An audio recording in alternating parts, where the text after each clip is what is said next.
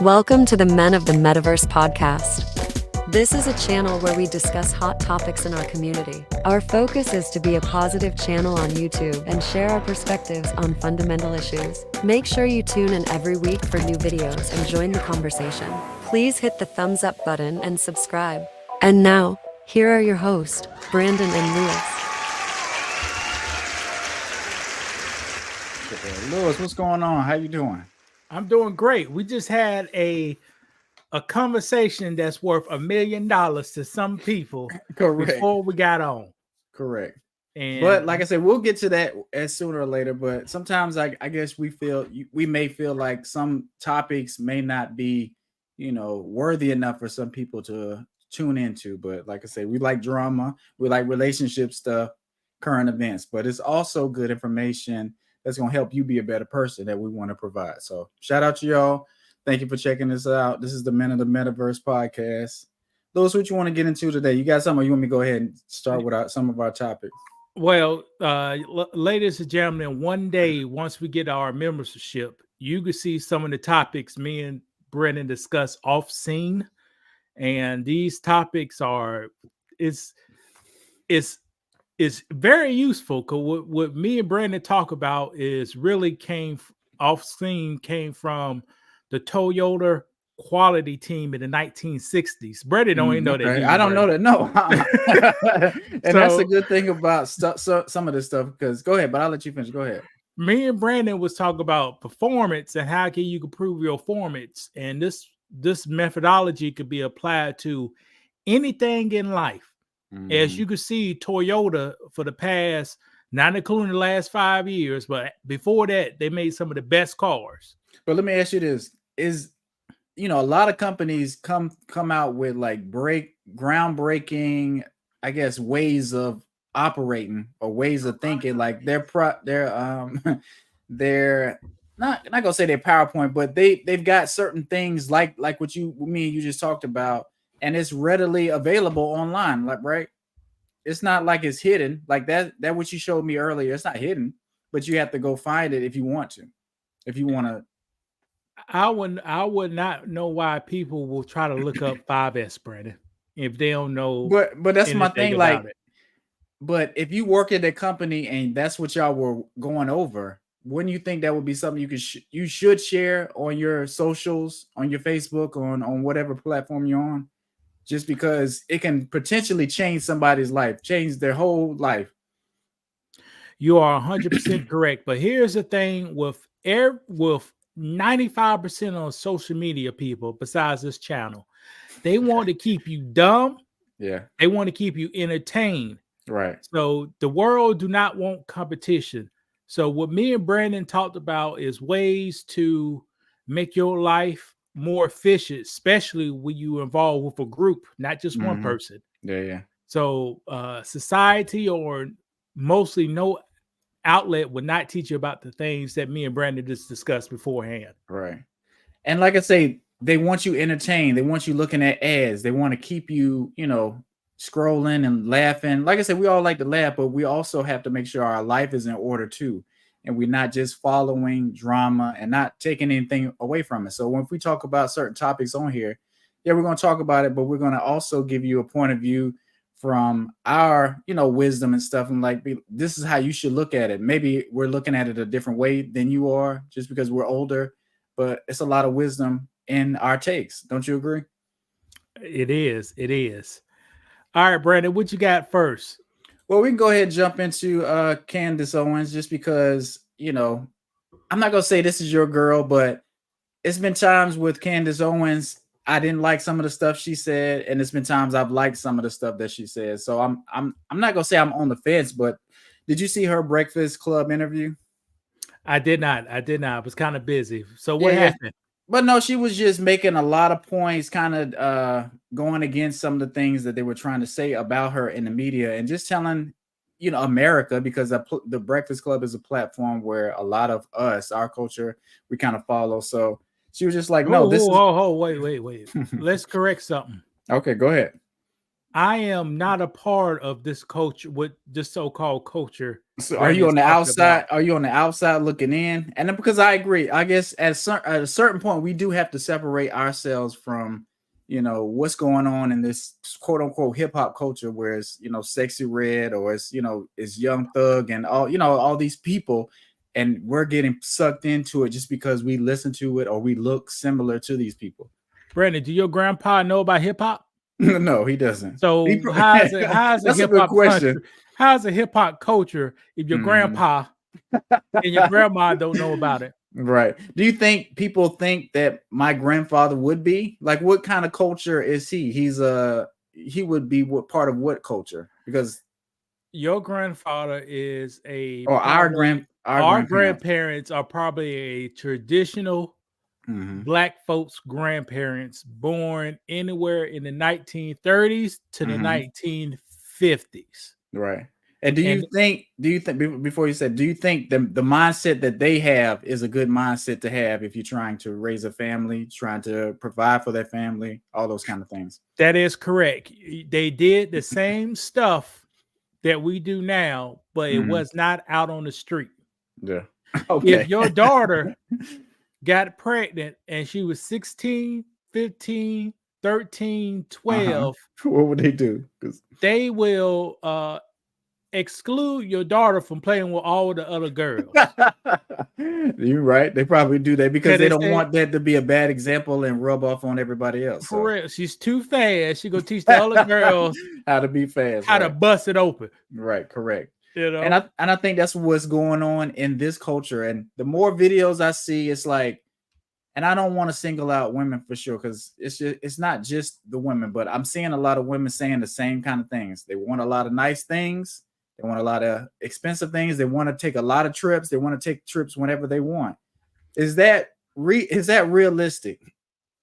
that is not realistic. Let's focus on the guys, Brandon. Okay, go ahead. Back in the day, a guy aged 12 to 25 would Mhm. not rob or scam out an elderly person. You're right. They was off limits. Watch this, Brandon. An innocent person just walking down the street, Mhm. they won't rob them. They won't do that. Mm-mm. But today's society, Yeah. they will knock a 80-year-old woman down to snatch her purse, to steal the Right. pinto beans out the bag. Right. You know? Potentially going to jail for 25 years over something is like $10, just $10, trying to get $10 or trying to get some pamper money or whatever excuse people are using for the reason they're committing these crimes. That's Like, a is it fantasy world, Brandon. okay? Go ahead. But They ain't going to this is what they're jail. saying. Go It's ahead. no cash bail. Oh, well, yeah, They they started beat to do that. you beat your grandparents across the head and they get probation. Mhm. But whose Your fault is that, grandparent, though?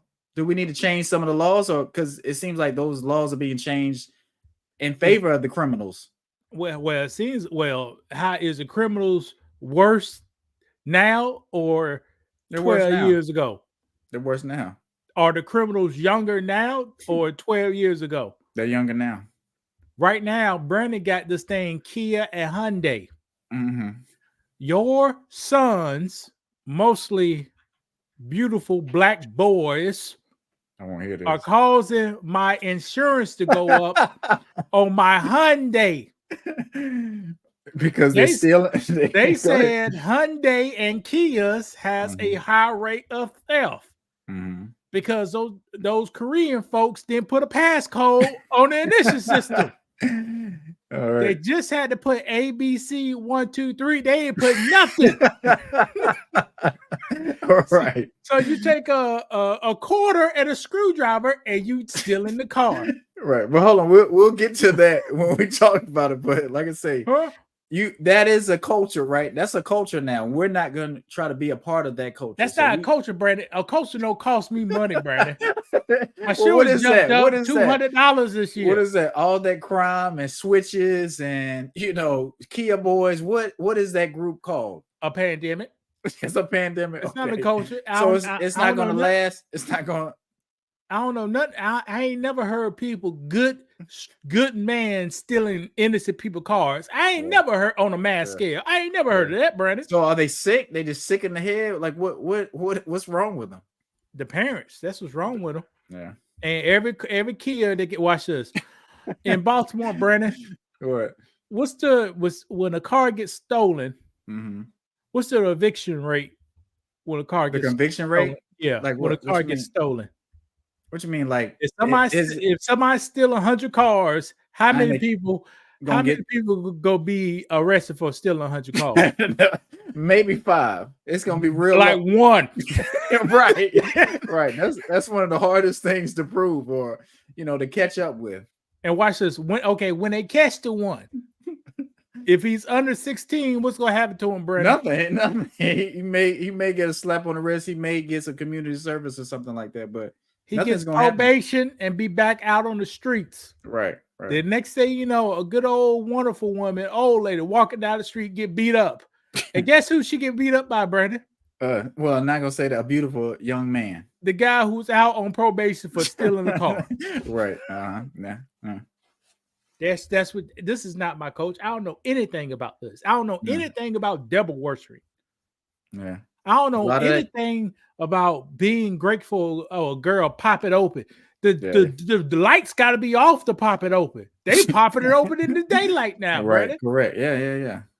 But so what you like? I say you say it's more like a pandemic. It's not a culture thing, but we should take more pride in what we do and stand up for the families, the black men that are doing them good, trying to get an education, trying to get degrees, trying to handle business, go to work every day, blue collar, black, not just black, but just good people, right? So we separate ourselves from whatever this is over here, remember that video you sent me where it was like, it had to be like 25 people in the street and they was messing with cars coming down the street. Yeah. Like that's super dangerous. And, it's just like, it's normal for them. Like that's, as kids, we did a lot of stuff. We run around, doing whatever we did, but it was nothing like this. Man, not even close. We played football in the streets. A car came down the road. We stopped.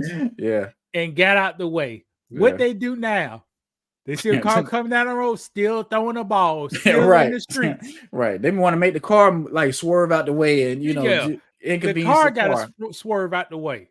Right. You see what I'm saying? Yeah. When I was a kid, we looked across both ways to cross the street. Right. How many kids I was about to hit that wall at McDonald's 2 weeks ago, Brandon?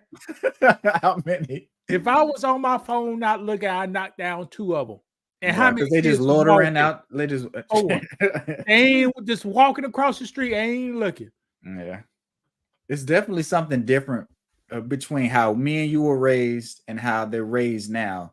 And I'm not sure who to blame or what, but y'all got to get y'all kids under control. Like something has to change because it's not getting any better. It's just getting worse.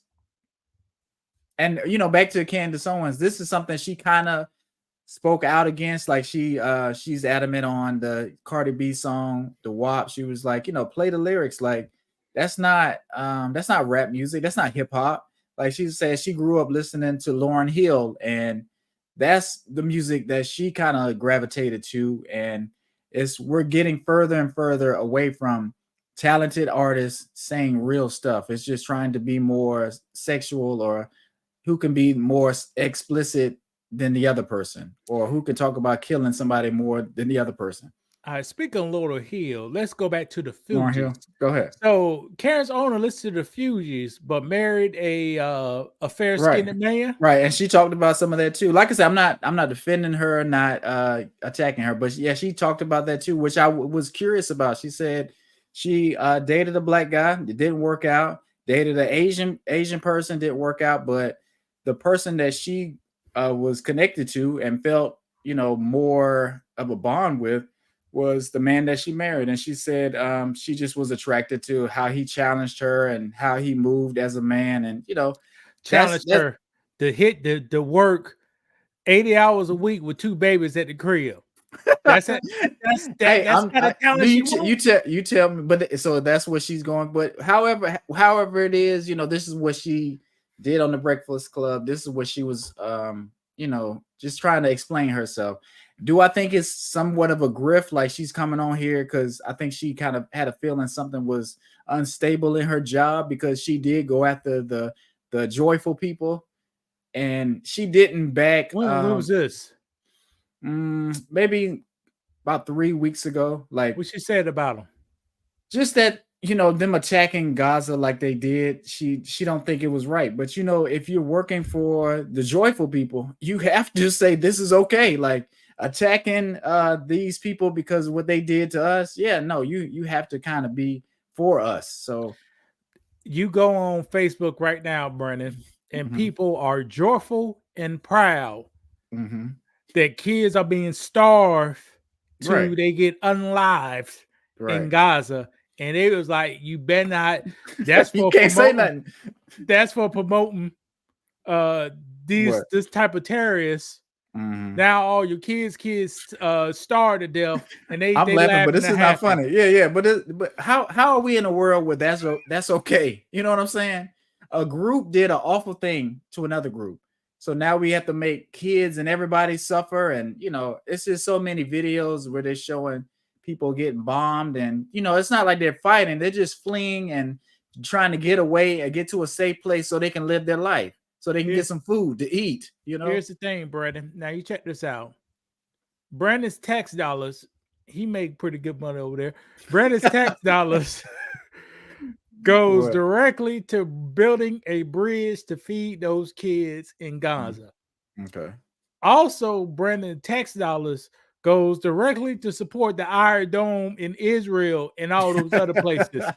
Brandon, Right. how can you play both sides, Brandon? Hey, that's what America does, and tries to keep their hands clean, but they're not, and they try to say, well, if you're speaking out for this side, you're against us. When no, I think people just speaking out against senseless violence and senseless unliving, or if you want to say that, because we're doing pretty good on YouTube today. Yeah. But speaking of unsenseless, Brandon, they got smart bombs and they got dirty bombs, Brandon. Okay. Now, the country that's our ally got an arsenal of both styles, unlimited supply. Mm-hmm. What style of bombs are they using, Brandon? Smart ones or dumb ones? They're the smart ones, really. No, they using the dumb ones. And why is that? The difference between a smart bomb and a dumb one, a smart one can be pinpoint accuracy. Yeah. A dumb one will bust out a whole apartment complex. It isn't people get hit and everything. Right. I think they're doing a little bit of both, but you're right. To your point, they want to make it where it's messy and it's just like they're just trying to wipe out stuff. You know what I'm saying? So they can come in and rebuild. No, they ain't gonna rebuild. You punish people. You teach people a lesson. So what do you think? Okay, well, ultimately, what do you think is going to happen with this land that they're fighting? Well, they're I'm not gonna say they're slaughtering people, but what do you think is going to happen with this land now? Because one group has attacked another group, and now it's a war going on. All right, it's going to be the same thing that happened about 4 or 5 years ago. The U.S. go get involved. Mm-hmm. Israel said, "I go quit. I'm satisfied with the structures we did." Yes, that's what they said last time. I'm not quitting till we get satisfied. And then you can have a brand new the little babies, the 5-year-old, 6-year-old, 8-year-old kids that saw all this instructions. They're gonna grow up with a vendetta. Yeah, against it. And is it rightfully so? Because like I say, it happened last time, and that's why they feel the way they felt, because we're being mistreated, we're being pushed aside, and we're just, a group is tired of it. And I'm not saying what they did was right, but like, if you bully and oppress people, this is what happens sometimes. You may feel like you can do whatever you want to do to a certain group in a certain area, but it's consequences with everything. Per history, only people you could oppress without any consequences are anybody with African descent. You ready to go to the next one, Brandon? Yeah, we can go ahead. But quickly to wrap this up, Candace Owens got fired from her joyful employment spot. The Daily Wire. The Daily Wire. And should we take her back? You know, Take her back for what? But that's what I'm saying. She give me no money. Huh? She didn't give me no money. This is not your sister. She did not give me no money, Brandon. Okay. What benefit did she give me? Did she put me on game? No, not really. She was working for some people and had their I guess their agenda in mind and was pushing their agenda. And then they started to feel a little certain type of way. So I think she kind of started to cross over back to us and try to be on our side. Kind of like what OJ did. You know, OJ was, you know, on one side, then he got into some stuff and he tried to come back home. Well, Candace Owens, let's put an olive branch out to you. We got $500 if you want to do an interview with the man of the metaverse. You come over here. We'll think about it. We don't think about it. I got it. We'll wrap it up. We can have you on here. You know, we'll push your brand out, sell your books and things. You got a few of them. You know, we talk about life, and you still a lady. So $500. That's on the table. Got 48 hours to respond. Okay, yeah. Fair enough. Speaking of responding, I don't know if you heard the Future album. He had a song on there where he had Kendrick Lamar. Did you hear it? Yes, I heard the song. Okay. How do you feel? Because you know, rap is kind of not as competitive. You know, Drake feels like he's number one. Cole is a top rapper, and they did a song together, Cole and Drake, where they feel like they're the best. I know you like Kendrick Lamar. Go ahead. How you know I like him? Because we talked about it. We talked about it with Drake. Now, who helped write his lyrics? That's what you got to ask. So when he go on the song, is it all Drake, or is it inspired by something? No, it ain't Aspire. Aspire is free. It's paid. You know, is it just him, or is the sister behind it? Right. Did somebody already lay the groundwork? He just he just sung over it or rapped over it. Let me talk a little to John. I'll go hit you in another way, Brandon. Go ahead. Young folks born in the 90s, 2000s. What are y'all doing? What do you mean? Y'all ain't come up with no new technology. Y'all can't rap. No, y'all are not pushing the world forward. Yeah, rap wise, creatively. Anything. Yeah. What are the people born in the 90s and the 2000s doing? The 80s, all these people in this video, all 80s, I believe. Yeah. And why I can't out rap the guys from the 80s? And that's a good point. I think it's, you know, I would say our era, we were the smartest, the sharpest. I think they got lazier. The generation now it's a little lazy. So you're not going to try to be the most articulate or most creative, or, you know, really try to rap. Rap is in a different place where it's not even about what you're saying. It's about the music and how you say it and your image, like what you're wearing. That's more important than what you're saying, actually, to the younger generation. And that's why we're not really getting anywhere. Same with some of the women rappers. Like it's just not, you can listen to it and then you're done with it. Like it's no music that I can just listen to over and over again. Like if a Kendrick Lamar makes an album, I can listen to it. It has a lot of replay value. Same with J. Cole. Like I'll even throw Drake in there. Some of the older Drake albums, like you can still put it on, and he's, whether you like what he's talking about or not, it's still substance in his music. These rappers now, you've heard that song where it's like, oh, that ain't your favorite rapper, Brandon? No, that's not no. That's definitely not my favorite rapper. But that's a good example of somebody that's like, he's a rapper. Anybody could be a rapper now. I think he's kin to NBA Youngboy, so that's his way into the industry. But he was on No Jumper. He was on some pills or drunk too much, and he was throwing up and couldn't conduct himself during the interview. So that's kind of what he's known for. But I bet you check his page, people are looking at him. He's getting engagement, and that's what the music business is all about. Because can you really make money off of music? Like, are these artists making any money really off of music? They're making some, but are they in bad deals, or is it more like a loan? Like you're getting an advance and you're locked in a contract that's a bad contract normally. Can the slave make money off the master? master? No, you cannot. So, but you can get some good chicken and biscuits every once in a while. Right. When And Christmas come celebrate. around, Yeah, you get a shot of that liquor they give you. Right. There you go. Bath water liquor they give you. But and that's something that I guess people don't really think about, because you see a rapper, you think he's doing good, you look at his chains, but here on the Man of the Metaverse, the chains, nigga, but please. listen, but 19 to about 31, most people look at somebody's chain, look at what car they're driving, they think that is successful. That's what people look at when they see you, when they see us. They see money? No, they don't see no money. Hold on. This Polo right here. They dragged the guy. They dragged the guy this week. I couldn't find a video from Jack. This is Polo right here. Right. You think they care? They don't see that, but they see like when I said in that video, like if you have a platinum chain, whether it's real or not, if it's shiny and it looks like it's worth some money, people think you got some money. What's this? I couldn't find this video. That's crazy. But this man over here got dogged out by Beyonce. What?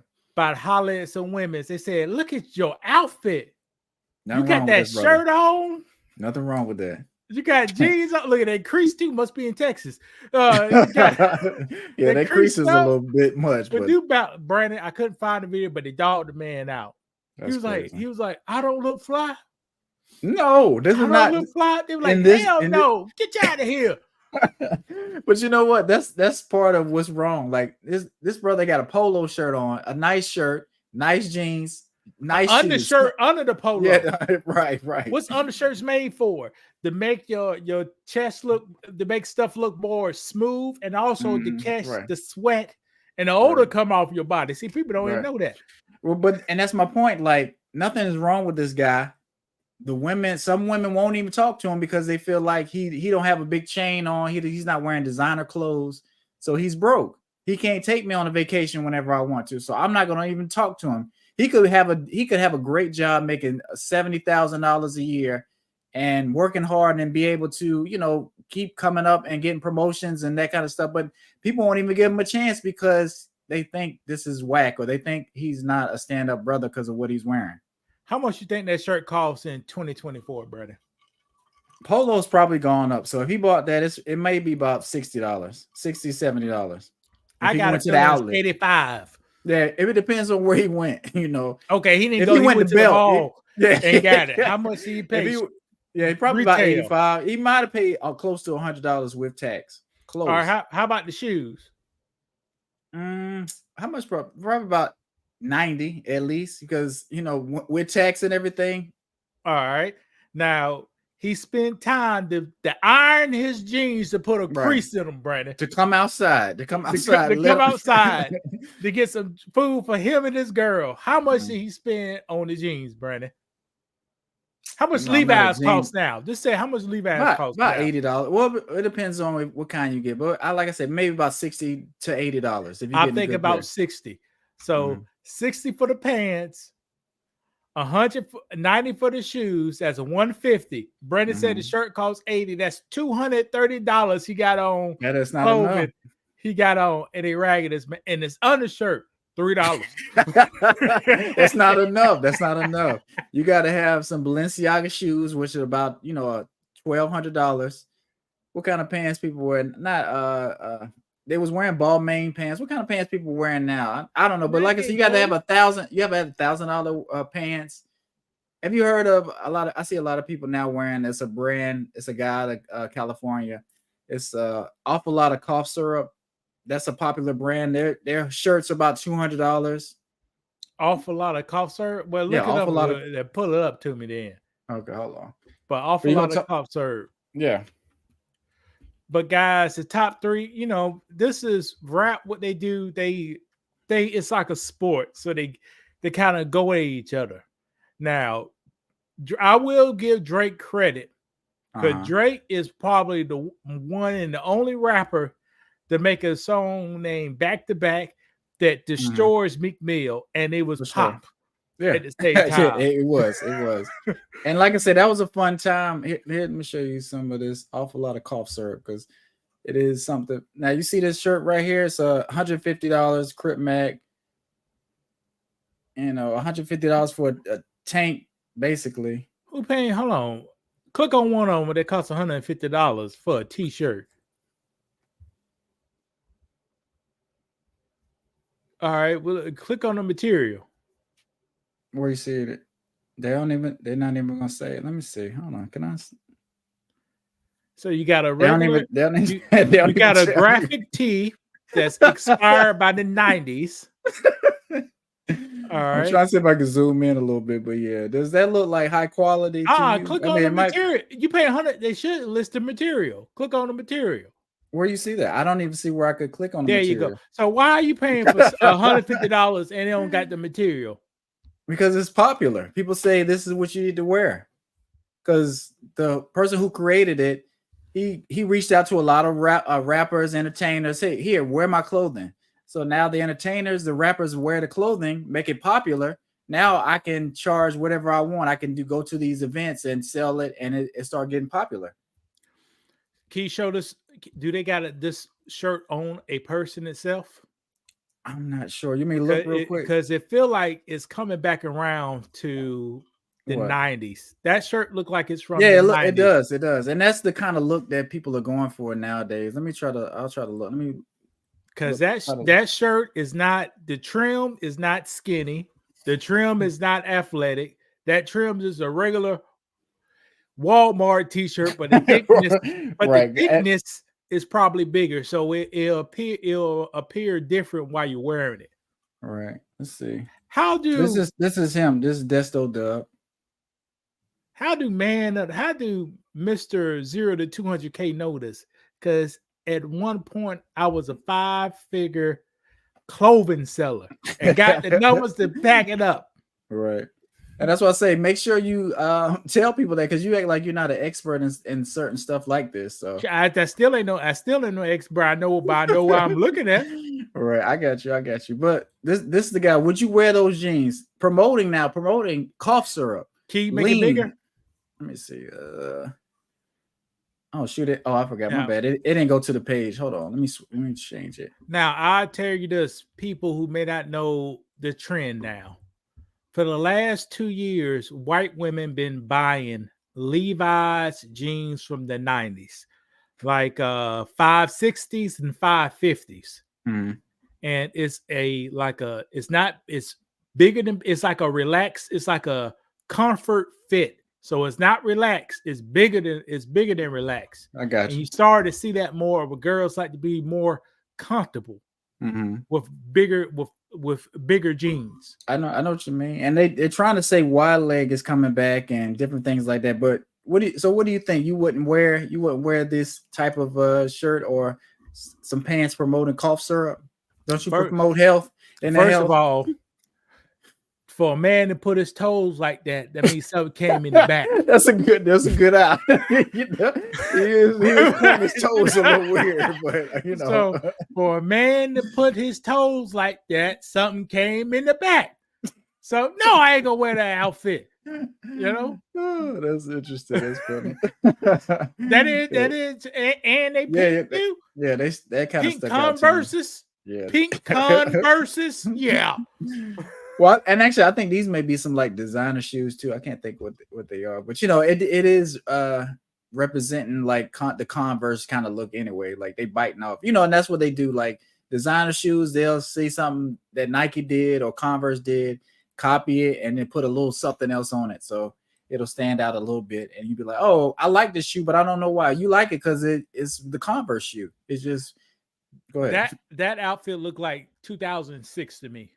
It does, and that's what we're doing. We're going back in a loop, man, and we're gonna, if you see some of the shirts now, like that's the look, like like the Cash Money, like how the album cover looked, and like just that kind of look, where just old vintage kind of stuff. But back then it was current, so people run out of ideas. They start over. They just like, well, let's turn it back and see what was done in the past and just improve on it in our own way. That's fashion. Only thing is off is his shoes. 2006, he wasn't wearing no shoes, but that's right. 2006 right here. All right. A heavyweight cotton t-shirt, graphic with a little a biker or trucker's hat. That's what Yeah. the style that the hat is on. A trucker's hat. So that's old trucker's hat too. Yeah. Like Trucker's hat. too. Yeah.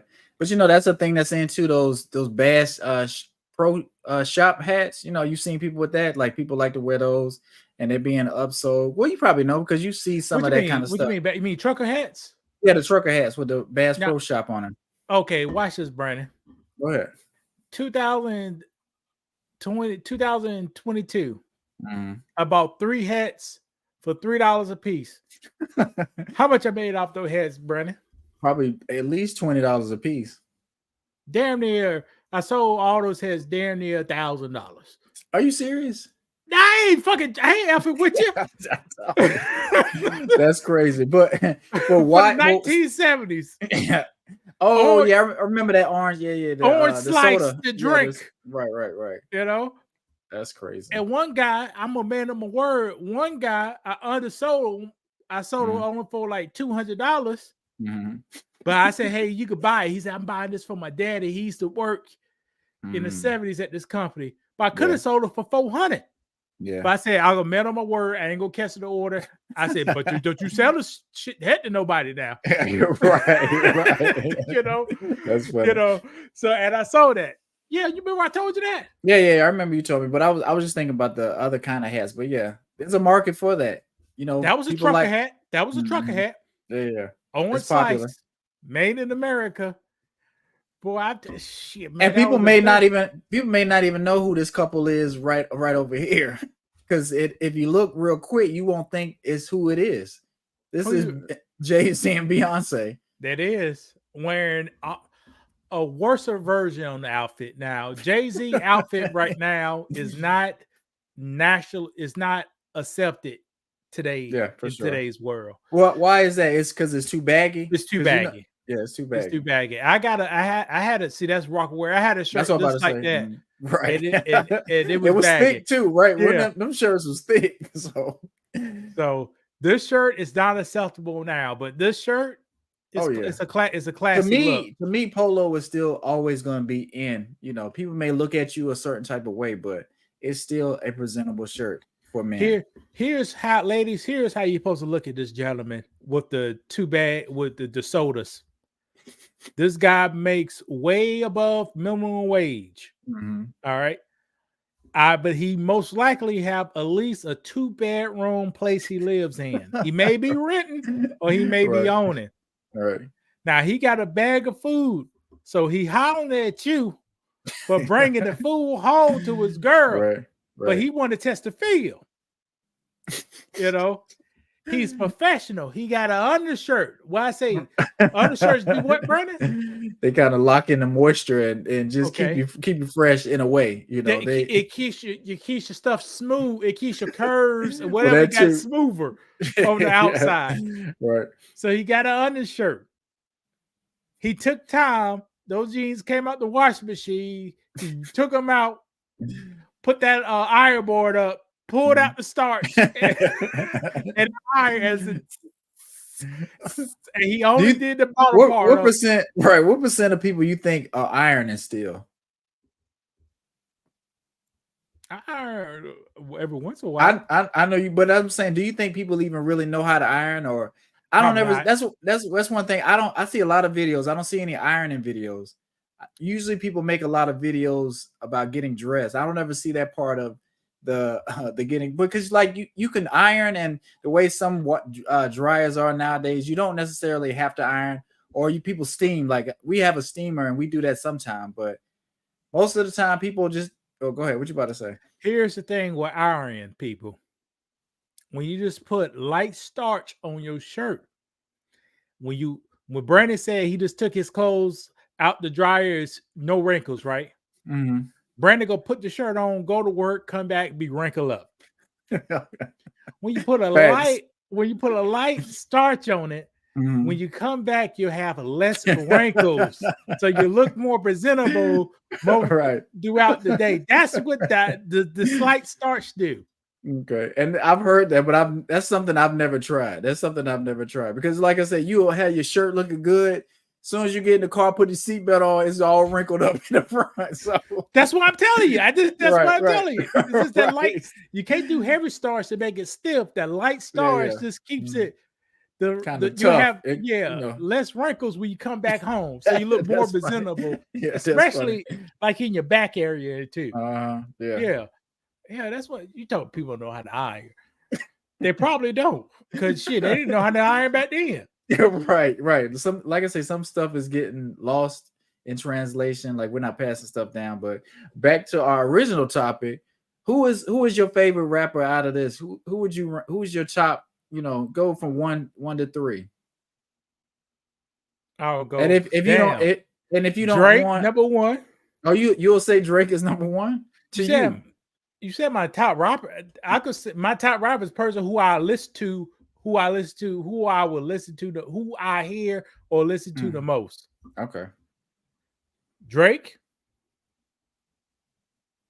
Well, no, I don't even want to say that. Who is the best rapper? Let's say who is the best rapper, because I think that's the argument. Who is the best? They all about the same. So who would you choose though? If you had to choose one? The best? Yeah. Because like I said, that's a hard thing. Like I don't even think, because I like everyone for something different. Like they're very close, and all of them. Like if I want some R&B ish, Drake will be the one. If I want something, because Cole is from North Carolina, I get a more Carolina feel and more relatability to J. Cole, and he still raps too. And Kendrick has so many different like levels as far as creativity. Like it's just hard to pick one. But if I had to pick one, I may go with Drake just because he may be more versatile, and I probably listen to his music the most out of all of them. I want to say I will go with Drake. The reason I would go with Drake because he makes more songs and more lyrics I listen to. Yeah, his production is higher. So that's why people can't say. That's why I say you can't say Andre 3000 is some of the top. His production, you don't know. Yeah, he don't make enough music. He's the same person as cut it, or I'm in love with the cocoa. If you come Genesis. out one song every 4 years, of course you should be able to make a hit. Right. But if you got album after album, and most of your album sounds good, that does say a lot. All right, Brandon, let's jump into the Kia. Yeah. Now I don't know why you brought this up here. Yeah, because it's not anything personal or anything like that. Because it's personal with me. Okay, but I got a bad engine that I paid for in 3. I paid my car off in 3 years, and the engine bad.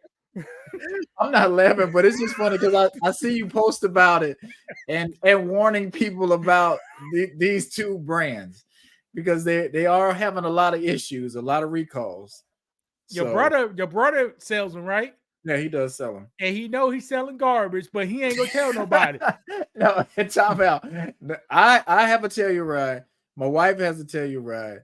My brother does. My mother. You got two of them? I thought you just had one. We had one, but we got another one. So my wife has one. God, damn, what y'all doing over there? I love that truck. That's got $100,000 worth of damn $110,000 worth of Korean shit in the front yard.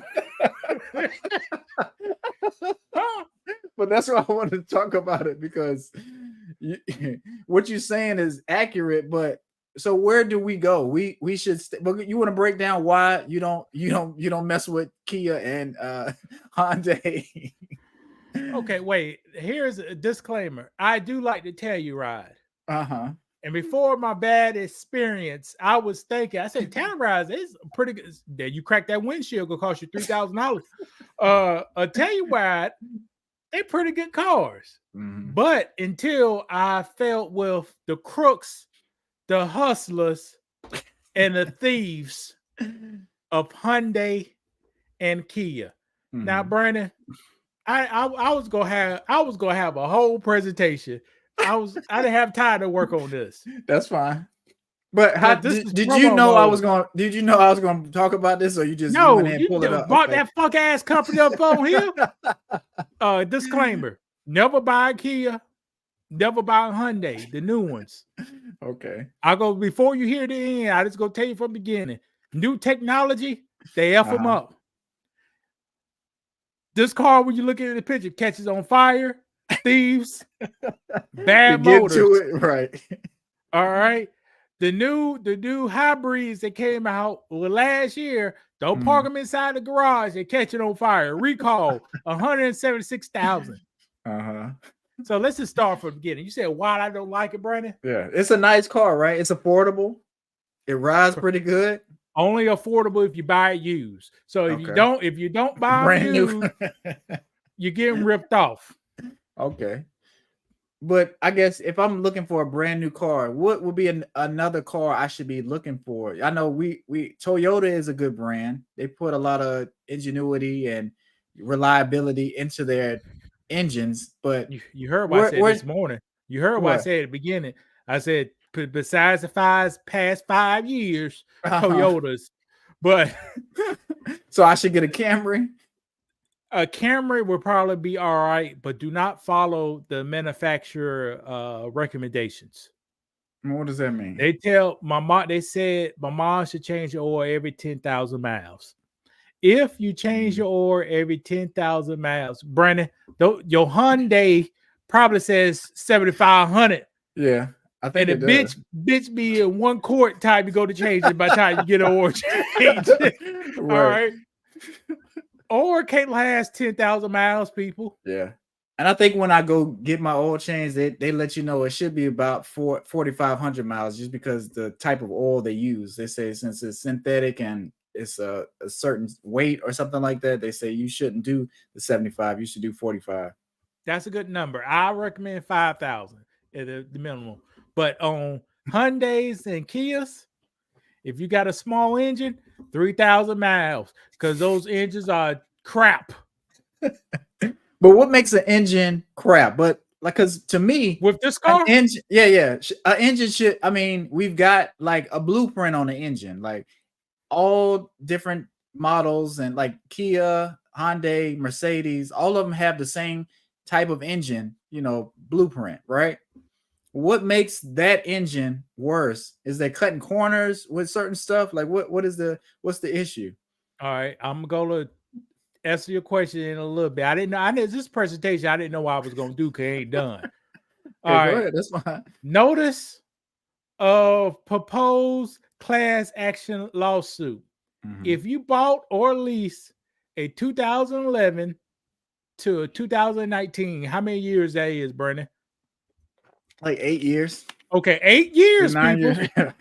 So damn near 15% of your lifetime they was fucking up. They was messing up.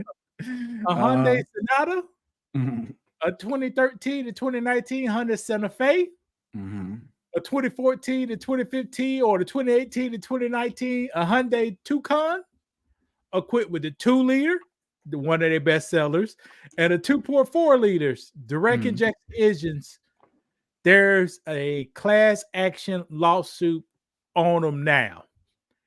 What happened? Which is crazy. It's not just a recall. It's a class action lawsuit. So yes, and you still effed up. Don't think they go got you back because they denied me.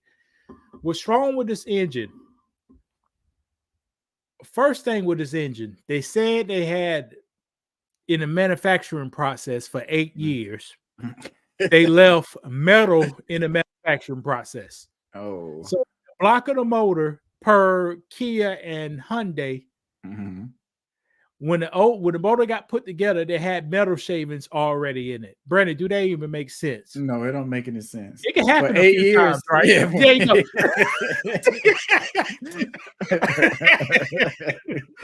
That's what I'm saying. It can happen for a few thousands or 200,000 cars, but we talk about 10 million cars here. We talk about 10 million cars. So what happens?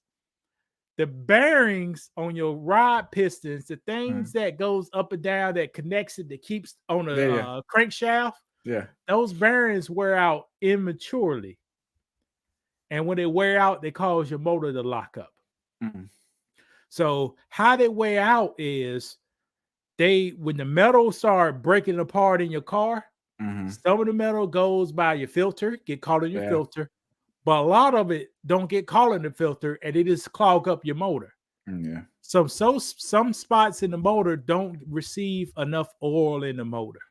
Gotcha. And if you don't have oil on your metal, what's going to happen, Brady? It's not going to shift like it needs to. You want a smooth, Yes, you want it lubricated. lubrication. Yeah, It's you not want going to be lubrication. Now watch this. Here's another thing. Watch this, Brandon. Do you see this word gasoline direct injection? Do you see that? Yeah. Now, direct injection is they are putting fuel directly in the combustion chamber. Where the pistons are and everything is going. Is that where? Okay. In that spot directly. So when high pressure fuel goes directly in the combustion chamber, some of the fuel make it pass your oil seals on your pistons. Mm-hmm. So when fuels go past your oil seals on your pistons, you put a cleaner into your oil pan. Okay. Brandon, if you're cleaning your oil, what's going to happen to your oil if you're cleaning it? If you're cleaning your oil, I don't know. It's even like ain't doing an gonna work oil right. change. Instead of being lubrication, it just turns to useless liquid.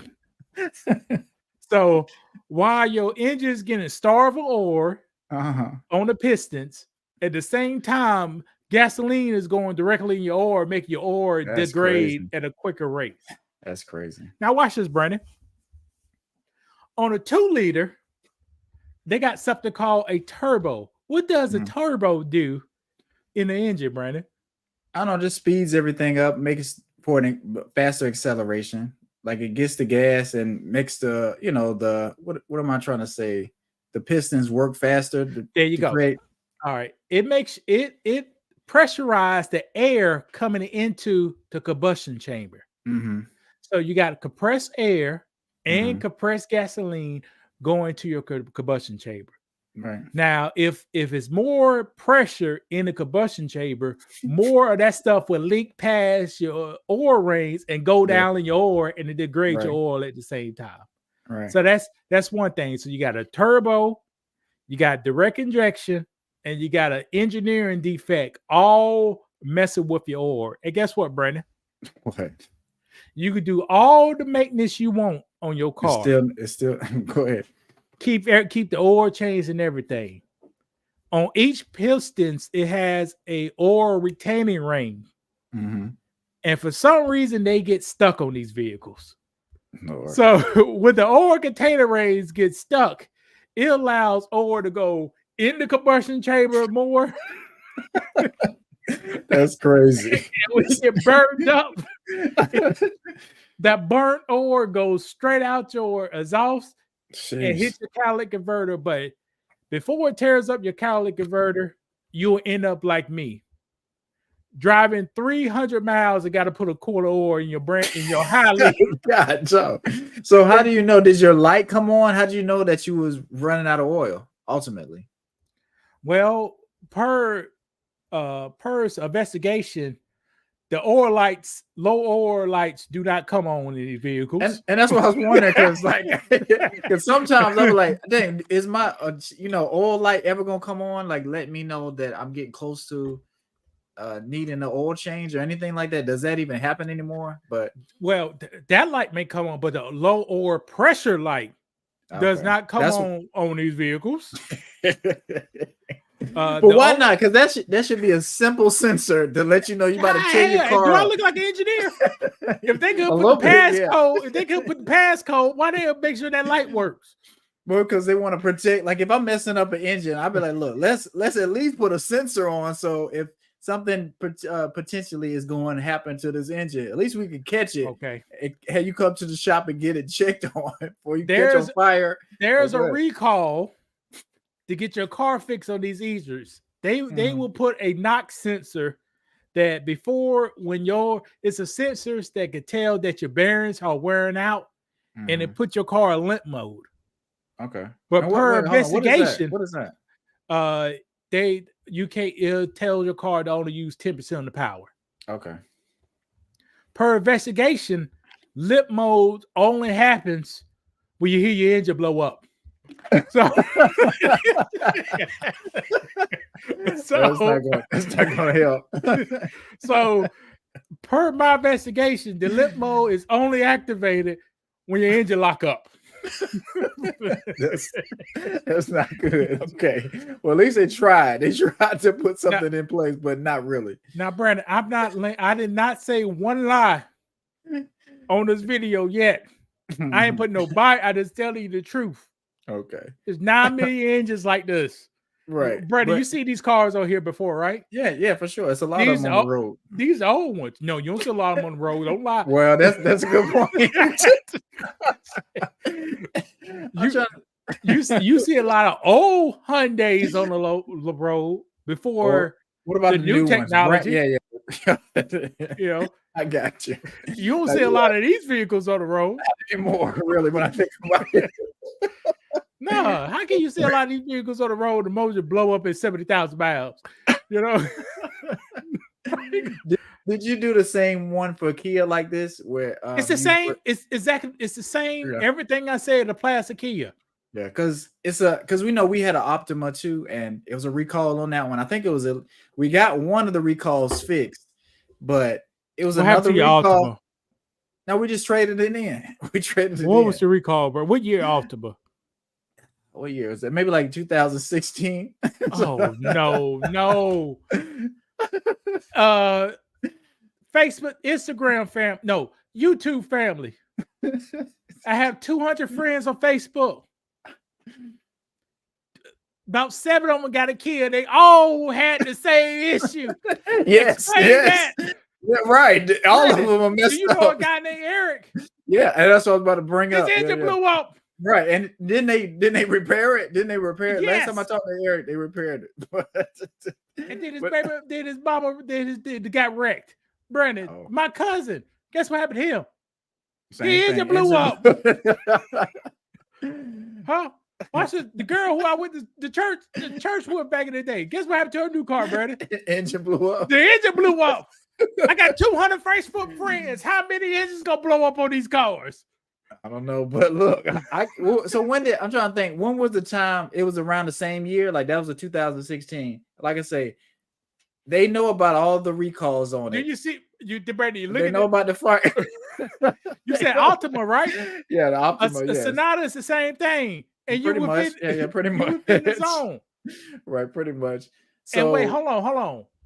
How did you lease? You traded it in?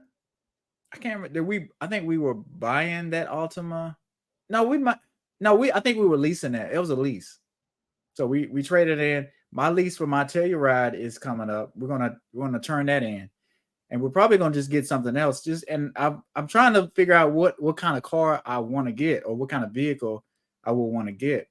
Just because I do see everything that's going on with Kia and a Hyundai.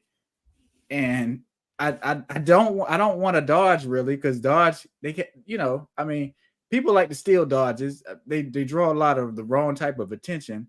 So why would you get? Do you want to buy or lease? Hold on, I want to talk. But we talked about this too. We talked about that before too, like buying and leasing. But like I said, I just want to do something different this time, completely. But I'm not sure what I want to do. But let's finish. I want to answer all the things you got, but let's finish this out since we started. All right, go ahead. Tell me you can hear this. Many people who drive a Hyundai or Kia may be eligible for a free replacement engine. Trouble is, many of them don't know it and are paying big repair bills. Consumer reporter John Matarese has details on a little-known settlement, so you don't waste your money. Thousands of people who own some very popular cars and SUVs are having engine trouble these days. The good news, you may be able to get a free engine replacement. Rolanda Underwood was driving her Hyundai Sonata when something went terribly wrong. I was just driving on the highway. The car sputtered. I was freaking out because I was going like 60 and then all of a sudden it just started going 50. Within minutes, she was stuck on the side of the road and her Hyundai dealer diagnosed a blown engine. I Ira and Jemai Gansler were driving home recently when their 2015 Kia Sportage suddenly quit. No power steering, no power brakes. I mean, it was pretty scary. Their dealer also diagnosed a blown engine. Breakdowns like this have become more and more common, with thousands of owners of Kias and Hyundais reporting major engine problems that can cost thousands of dollars to fix.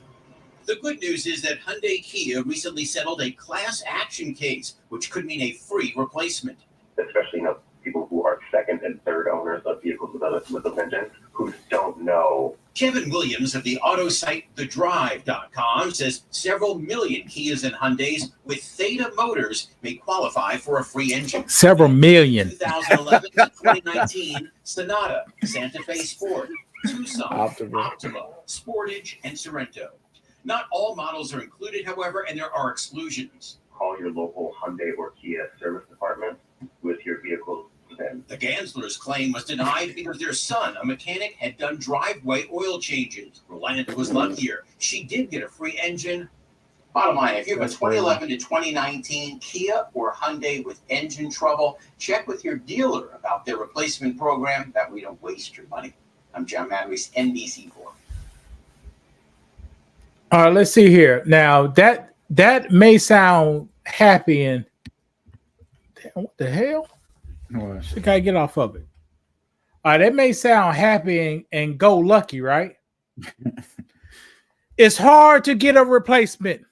I would assume so. Free replacements? Nah, it don't work that way. My car drinks 300 miles. Well, watch this, Brandon. 500 miles. I use 3 quarts. They said, okay, you out of warranty, even though you complained about this while you were still in warranty. And we said it was good. You're right. That's and they know they was lying. They knew they was lying. So for us to think about doing replacement, you need to pay $1,200 to do a combustion chamber. And then if it failed, cleaner. And then if it fails, we'll think about giving you one. I said, crazy. Man, get the hell up out of this. That's crazy. Here's the game. They deny any problems while in warranty. Once you get out of warranty, they say this is not covered because you're out of warranty. So what you trying to say is when I'm in warranty, and I take it to them, they're gonna say, "Oh, you good to go. You fine. Everything's good. We'll take care of some little things, but you're good to go." But as soon as you get out of warranty, that's when they're gonna let you know you got some issues going on. You got some issues, but you're out of warranty. We can't help you. Now, if you want us to help you, pay $1,200 right for this $100 service we're gonna do. Right, because they got to recoup all this money they lose. So the service, if I do it myself, the service will cost me $15, but you're gonna pay $1,200 for the service, right? And That's we'll see if it's dead. Now, That's only cool. way to get a free motor, Brandon, this is what you got to do. Your engine, you need to have the knock sensor, the recall put on there, mm-hmm. and your engine need to completely fail while you're in traffic.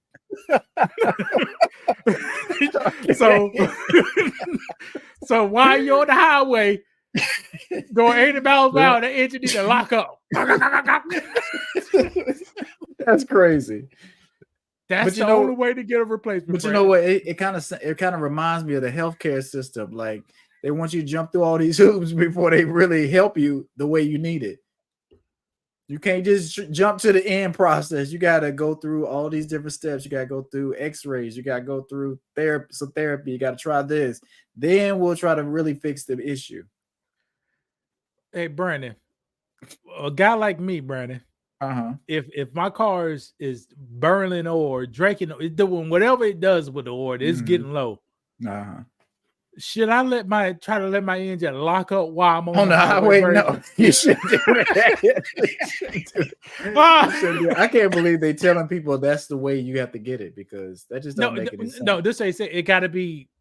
It got to blow up. Well, I'll be right on the dealership on the gas, trying to make it happen quicker, instead of just trying to drive it around and just see what happened. See, what Brandon said, he gonna get denied because that was owner negligence. All right, come on, Brandon. But you know what I'm saying though. Like Yeah. I'd rather do that than me trying to drive around until my engine fell on me and I'm late for work or so, or get in an accident. Okay, That what about you do it that way and they still deny you? Now you got no and that's car and you deny right. it. So what you Right. gonna do now, brother? You just in a bad situation with Kia and Honda if this is how they're moving, which is interesting.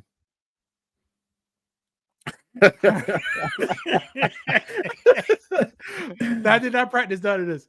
Hyundai engines. Hyundai, this is CEO. How you pronounce his name, Brandon? Chung Ung Sun. All right. They adopted Six Sigma in 2000 to reduce. Now, Six Sigma, me and Brandon talked about 5S earlier. Six Sigma is kind of like another offset of 5S. Okay. Sigma, I got you. Six Sigma in 2000, they adopted it to reduce defects and errors by 2.4 defects per million. Now, I just told you it was 9 million cars, Brandon, that got affected. Are they practicing this Right, stuff? no, they're not. Nah, they're not. They're saying they are. 2011 to 2019, Hyundai produced millions of vehicles with defective motors. That's crazy. From 2011 to 2019, when I first went to Hyundai 2019 in May, they denied a problem for most affected motors until a major U.S. lawsuit. Now, Brandon, you want to buy a car from a company that teaches its service people and it's people who sell the cars that lie in front of your damn face. Deny anything, everything. That's what you want to do, Brandon? No. Just because imagine like you didn't do anything wrong to your car. You wasn't driving it. You wasn't messing with it. You weren't tampering with it. You tried to actually get it fixed when it was under warranty. I have all my records. I got every single thing done on that car except for one oil change. I did it myself, and I changed the radiator fluid myself. But everything is recorded. Yeah. Okay. So you actually recorded you changing the radiator? No, that's not record. I didn't record that, but all the oil changes, the services I got the records. Except for one oil change and one coolant change. I done that myself. Okay. But that had nothing to do with what's going on with their engines. That's had nothing to do with going on. And this man right here, you want to buy a vehicle, a person with this kind of integrity. Huh? No, I really don't. But this is the thing. Either they make it hard, which is not fair, or they're gonna have to go out of business. That's what they're facing. They can't go out of business, Brandon. In Alabama, thousands and thousands of families won't have food on their plate if it wasn't Hyundai. Right. Georgia too. There's a big Kia plant in Georgia, and just it's a lot of plants like that around the country where a lot of people will be out of a job. So don't you think they need a government bailout or something like that? Right, where the country should step in? Because they done it for airlines. Well, they need to do it for the cars too. Clearly, Brandon, how many people is automobile is one of your biggest expenses, right? Yeah. And don't productive Americans use those vehicles to get to work? Yeah, buy it makes groceries? America go right. Yeah. Now, if my car failed, Brandon, won't I be in a hardship? Yeah, for sure. What I had to do to buy that car, Brandon? Let's tell them what I had to do. What did you have to do? What you mean? First, the reason I bought the car because of racism in America. All right. I could not break down in Virginia on the back roads. So that what made you get a Honda? Because you were in your Lincoln LS? Yeah, and surprisingly, my Lincoln don't break down. It's my Hyundai that breaks down. Right, which is funny. So the Lincoln's still driving. Yes. No issues. That's crazy. No, no, not real just issues. Age, age issues. Sometimes the horn works, sometimes it don't. But it's a hey, that's what it is. Right. The back window on the left side won't go. I won't put it down because maybe I come back up. That's what's wrong with the car. Right. But the car is 21 years old.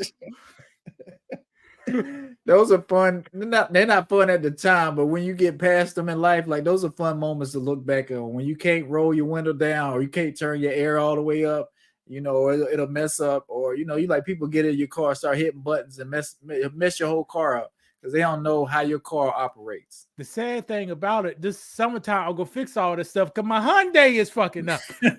right. My Hyundai is messed up. Now I gotta go to a car that's 21 years old. Right.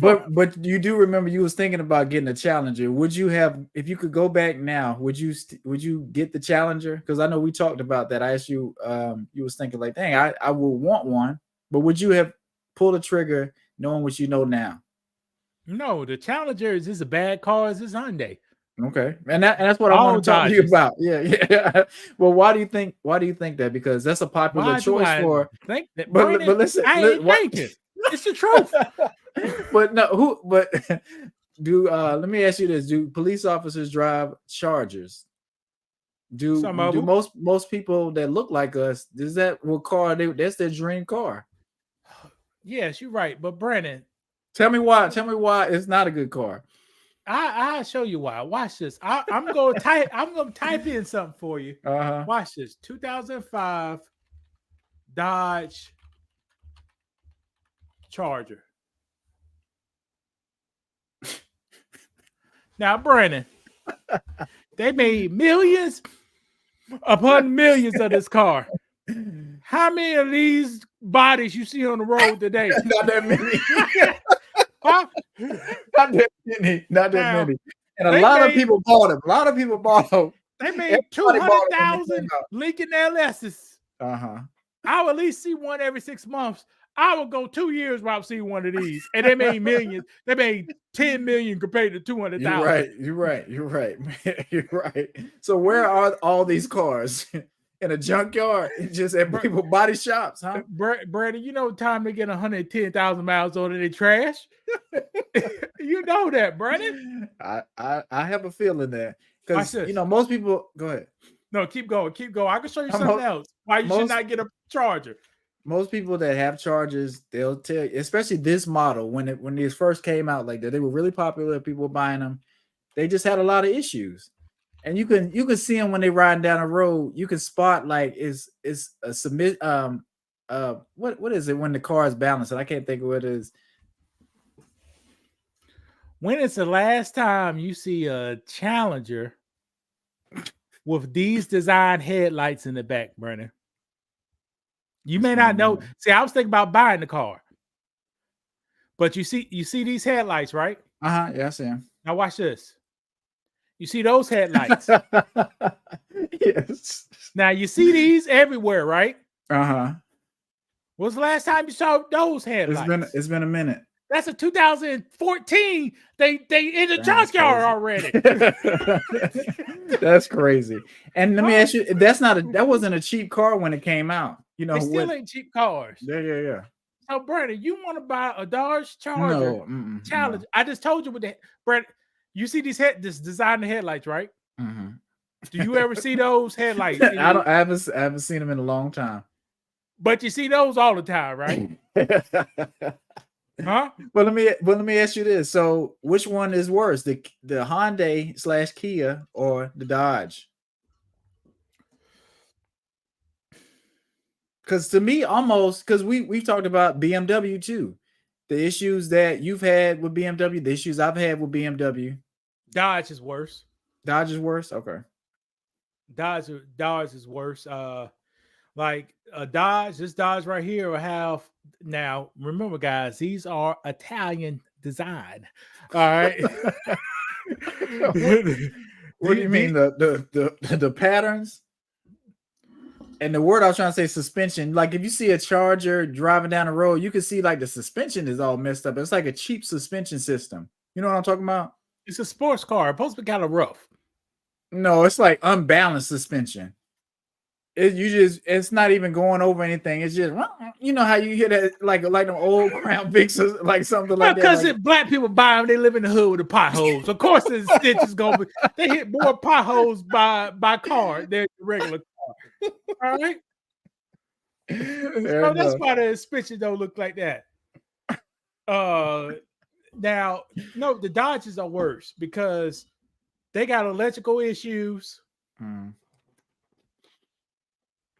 At least a Hyundai is not as They got- expensive. Yeah, they got electrical issues, man. And you need to take care of the motors. The motors are decent. They just Dodge Challengers and Chargers, they just like in 2015, they switched over. They got off the Mercedes transmissions.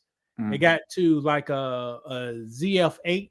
Boy, I'm about to talk like, man. But that's fine because I'm about to take you somewhere. Because have you seen the new Challenger? Like I think it's a Challenger. It's a Charger. It's an electric Charger. Have you seen them? Yeah, they about to bankroll the company with that one. Right? Because I don't like how it looks. I don't like how it sounds, and it just seems like Dodge is not going to. Pop it up. Okay. Don't talk if you can't talk if you don't got a picture. But that's what I'm saying. Like, I don't like the direction Dodge is trying to go because they're just getting away from what we love. And is it because they're running out of money and they don't know what to do? Let me try to pull it up. No, it's not them. It's bigger than what you think about, Brandon. Okay, go ahead. Tell me. Your president Joe Biden, just like Obama, they make requirements that we got about 20 more minutes, Brandon. They make requirements that automobiles have to go by, fuel requirements. So if you have a Hemi or if you got a 6.2 or what's the big one? So you got 7.5, 6.2, and 6.4. Those motors would bring down the average EPA of a company. And you get penalized for that. I got you. Like if you buy a big Hemi right now, you got to pay a tax called the gas guzzler tax. Okay. And they try to get away with that. This gonna bankrupt the company. Pull that up. Right. But let me see if I can play the video. Oh shoot, hold on. Go bankrupt the company right here. Can you hear it? Yeah. And that's electric, people. Right. I think they said it's some kind of airflow and it's more like an instrument exhaust system. So, do you like how this car looks? I don't even like how it looks. That's a demon or a Hellcat or whatever. So it's an electric Hellcat. It looks all right. It looks like kind of like his current car. To me, it looks like the new Lincolns. Like it just had that look on the back a little bit. I just don't think people buying this. What black man? Yeah, that's what I'm saying. If the black guy don't got a dryer in his house, how he's gonna hook this car up? How you gonna charge this up if he don't got a dryer in the house? Huh? You're right. You're not gonna be able to park this in your apartment complex. Well, it depends on some apartment complexes probably have electric stations, but most ones in certain urban areas, they're not gonna have no dock like that where you can charge it. Why in 2 months ago in Chicago, why all the black people was lined up at the Tesla spot looking to charge their cars, Brandon? When the store zone came. They couldn't charge them at the house? No, no. They didn't have a house. Yeah, right. They tried to stunt. Right. Who about electric car and you running the stitcher car for your apartment? Right. To the door. Right. And I don't want us to get blocked trying to look at this video, but no, yeah, we ain't gonna get blocked. I just don't know. I don't know about this. Like it looks nice. And have you been in a Tesla? If you want to say it. No, I don't think I never rolled in one. No. We went in an Uber one time and it was one picked us up. Like it's a nice car. The technology is pretty cool, but I can't see myself owning something like that. It's just not for me. Maybe for some people, it's just, I think it's more hype than, a real car that you would want to actually drive. Just not for me. Last week, Nicole drove me by the rich white folk houses near Baltimore in that area. And the number one car you saw was a Tesla. Yeah. This is a status symbol, Brandon. Yeah, it's for all sure. Status, Kind of like Starbucks or something like that. Like just people just think that that equates to like elite. Like I drink Starbucks. I have an iPhone. I got a Tesla. A Tesla. That's just what it is. Like, watch this. I walked out last week, looked at, and Nicole got me out because, I hurt my knee. The barrel was walking, so she got me out of the house to ride a little bit. Looked at a house that cost $1.7 million, Brandon. That's crazy. Brand new, but it's like cheap. It's like a cheap, brand new house. I got you. I was standing upside. I saw a car go past. I see no car. I'm looking at the house. I felt the car going real slow behind me. Those motherfucking Middle Eastern people looking at me in a Tesla, probably saying, "Oh, we got some niggas." Right. And that does happen. We got some black people about to move in. Trying to slow. move in. You're right, Yeah, I mean real slow. An intimidating way. Well, it ain't an intimidating way. Like, they don't care for this. Nah, we ain't paying a $300,000 house. Y'all paying $1.7 million for. For the same light switches in this damn house. Come on now. And Brett, do the houses got real hardwood floors for almost $2 million? Nope. Why are you buying hardwood floors made out of plastic for $2 million, Brandon? Because you get away from a certain element, and that's what people are paying for nowadays. To be in a certain district, to be close to a Starbucks, close to a certain area, people will pay for privacy, and they don't want to see you pulling up in their area and up doing Lincoln or Hyundai. What? If this was a Nissan Sentra, okay, that's what we were pulling up here. Yeah. But she paid for in cash. How many people can do that? Right. And that's a smart thing to do, But people they want to look like they got money, not actually have money. What do you think about this? It's a Cybertruck. It's $200,000. People they have got it marked up. I thought it was 100. Yeah, I think when they first came out, they was like they're about to be $100,000. But I guess they know so many people gonna be buying them. Why not double it? And people still gonna pay for it. So I think it's about $250,000. But I mean, it looks cool. It's a cool looking truck, but they say it needs to be charged more because it's heavier. You're not saving the planet because of the batteries, but this is what we want to do. I mean, like I said, it's a cool looking truck. Do you think I will want to drive this every day? No. If Man on the Metaverse pulls in $5 million a year, we'll be driving one of these. Would you though? That's what I'm saying. Is this your style? Can I see? I said 5 million, Brandon. I said 5 million, Brandon.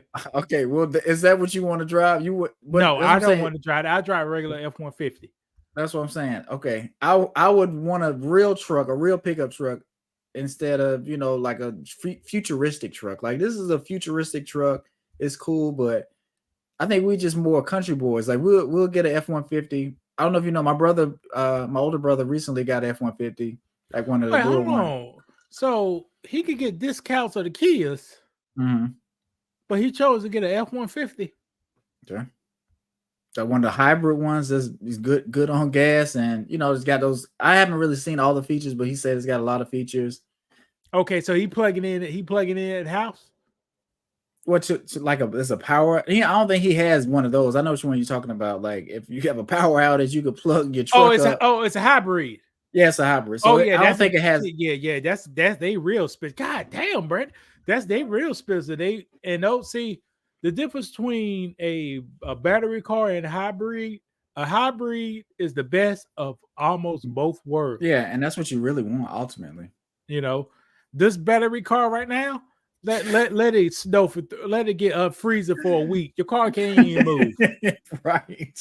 Then what you gonna do? What you gonna do then? You gotta get it towed. You gotta drive 200 miles to go to a place. Is 200 miles a long way, Brandon? It's not really a long way. You're right. Drive there and come back and let's see how good you do. And you had to take 2-hour break between to charge up your damn car. Right. But one thing I will say, the technology is pretty cool that's in these cars, because it'll show you on your screen through the cameras that it has. It'll show you the cars in front of you, the cars around you, the cars behind you, the cars past the lights. It'll show you all of that when you're moving. And like I say, it'll drive itself. So, that's pretty cool technology. But is it necessary? And keep in mind, hundreds of people was burnt alive using that technology Brandon referring to. So if you want to get trapped in your car, your leg is squished up, you don't have a saw on you to cut your leg off to pull yourself out, and the berries start catching on fire. So if you want to die like you in hell on earth, get you one of those and use selfless driving. Right. Well, Brady trying to brag on it, Brady. You always say but no, that's what I'm saying. But you're right though. That's one. I just don't want too much technology in my car because are they rushing with the technology? Is it flawed? Yes, a lot of this stuff is flawed. So I don't necessarily want people trying to test stuff out on me. This is a test car. They do you think they got all the data that they need? No, they're putting it out. They're trying to get more data. They're gonna be fixing it. They're gonna be doing upgrades. So you're the test dummy ultimately with some of this technology. Here's a fact: sensors do not like black people. All right, they don't like black people. They don't like dark spots. It throws them off. So your car driving by itself, you see something black ahead of it, you'll know what it's gonna do. That's all I'm saying to you. You're right. And that's how Optus is. They don't like black stuff. You know? So don't let a shadow go on another car in front of you and it'll be dark. They'll car right into it. Right. And like I say, some of the technology, especially with the Telluride, like it'll stay in the lane. It has that technology. It knows when somebody's beside you. You know, that's simple technology. But some of this technology in the Tesla cars, it's a little different. So, you know, you're driving by yourself. I mean, if you just sitting back chilling and let the car drive it, the car is not human. So it may make a mistake, which could be a fatal mistake. And they've had instances where somebody got hit by a Tesla driving by itself. So, you know what I like about, I drove a car that had that, it was a Nissan Maxima. That it's when it sends a car on highway speeds, if you're on cruising, if it sends a car far away, it'll slow down to keep the pace of the car behind you. Yeah, it'll do that too, which is cool to do, you know, but it's still, you trust it all the way. Like it's hard for me. Like I know it's gonna work, but shoot, sometimes I'm gonna take over just because I know I can slow the car down. It's hard to trust a computer program to slow a car down so I won't smash into a car. Like, well, that technology told me I need to pass this damn car. I was just cruising, you know, it's your lazy driving, you know, nobody on the road, and the car's way up, and the car I was driving said, "I'll go slow down a little bit." I said, "What is that car slowing down?" I said, "Oh, let me just pass the motherfucker," you know. So it didn't relax me. It was just it just say, "Hey, I'm slowing down." Because the car is ahead of me, and then I took over. Right. So, but you know, like I said, the cars have the technology where they can keep up in traffic. If you're in heavy traffic, you can set it to a certain speed, and instead of hitting the gas, hitting the brake, hitting the gas, hitting the brake, it'll do that for you. Now, Brandon just said heavy traffic. Guys, that is the most dangerous part of one of the most dangerous parts of driving. Yes. And you have your car control you, Brandon, while you in that's what I'm saying. I'm not fully gonna let my car do that just because all it has to do is hit the gas and not be paying attention or have a glitch or something, and I'm running right into a car. Will it do it? Yeah, it'll do it, but maybe one time out of 1,000, it just messes up or has a hiccup. And that's the dangers in it. What I'm gonna tell the police? Oh, it wasn't my fault. I had a car in auto traffic mode. It just hit the car. So y'all need to blame Kia. No, they're gonna blame you. If you're on highway speeds, you ain't telling the cop nothing because you're dead. I'm just saying, like, you know how you're in traffic on the highway, and you're going maybe about 5 miles an hour, and then you stop, then you're going 5 miles an hour again, you stop, you know, something like that. Like you could switch the mode on. You may be all right, but it's still hard to trust that technology. Here's a fact. My 2003 Lincoln LS is one of the first cars in the Ford lineup that used traction control. It was like the first year traction control came out. And since I had the car since 2006, this only happened twice, that the traction control malfunction just a Right. little bit. Right. And traction control could control your acceleration and it Mhm. also control your braking. So imagine going down the street. Next thing you know, your car start accelerating and the acceleration acting a little It's funny. off. Yeah. Yes. But your front right tire brakes just locked up. Out of Right. nowhere. Right. It just locked up. Right. Shit. Right.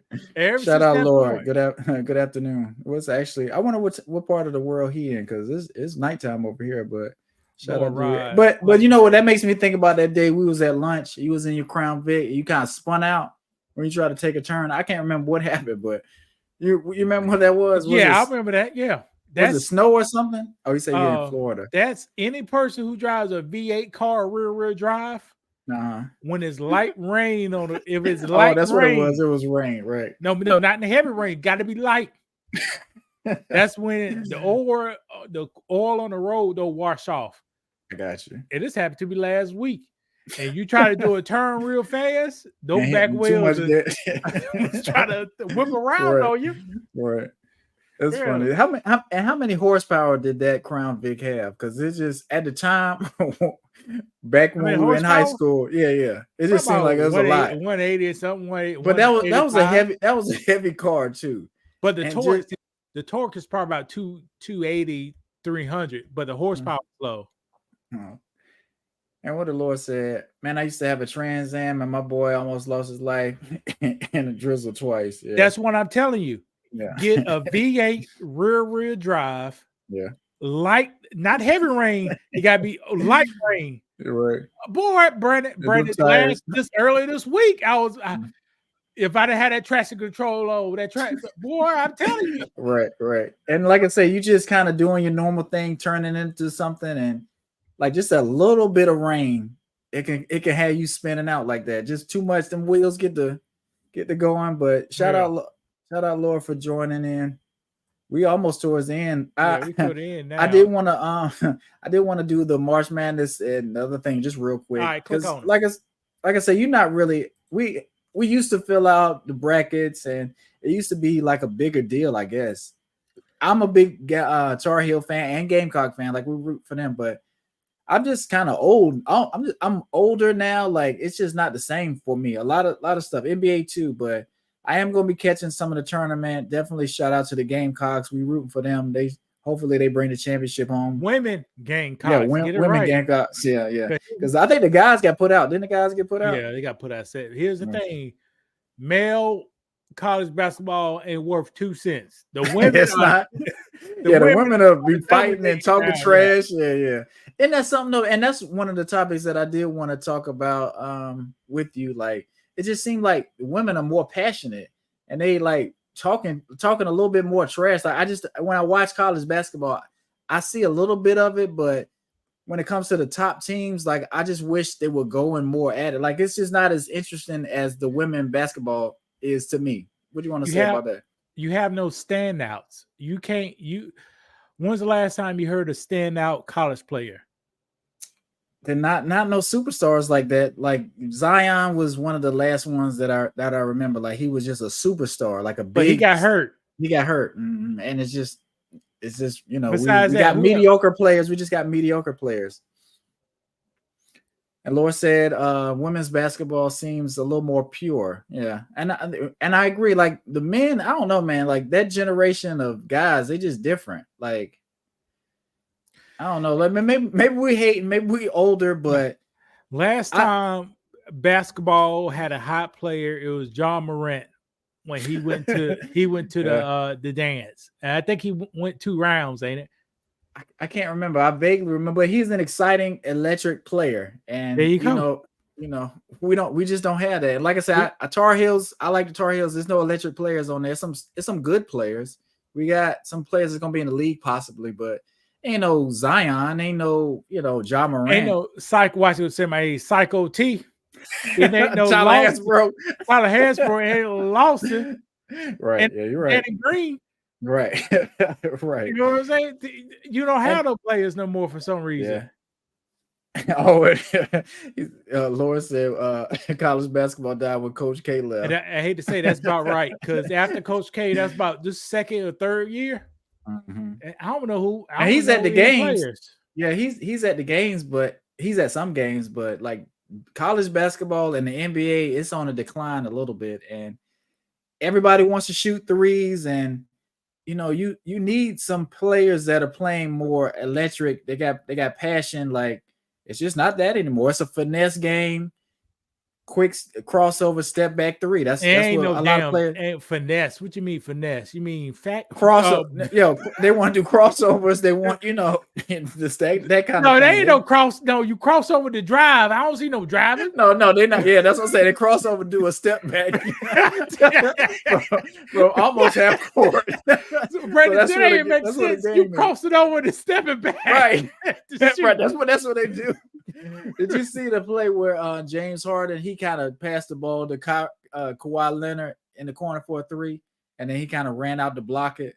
I know he was joking, I saw that. but I saw that. It's just a weird game now. That it's more threes. Even the girls are shooting a lot of threes, but it's just a different game, man. Like I said, when LeBron leaves and when KD and all these players, it's gonna be a different league, and it's gonna be more foreign players, and that's what's gonna be the future. Now put that up, Mr. Lord Rod. You say back in the day, but here's a pure fact. What you about to say? If you remove the light skin, the green-eyed assassin, who's that? Jason Tatum? Curry. That's what his mama called him, okay. Man. The green-eyed assassin. If you remove him from history, then just remove him. You can't name me a team that won a championship shooting threes. Every single one had a big mother sucker in the paint. Because that's key for winning, because it's hard to stop somebody in the hole, because sometimes you're going to need a basket. Things get tight. You need to be scoring in the paint. And that's why James Harden hasn't ever really been good in the playoffs, because when that pressure come on, it just seemed like he starts shooting bricks. So it'll be interesting to see how the Clippers do in the playoffs, because they got a great team. And Laura say he can't argue with that, but who does Denver got the Joker, and see the Joker, he's barely in the paint. He's right at the top of the free throw line. Right.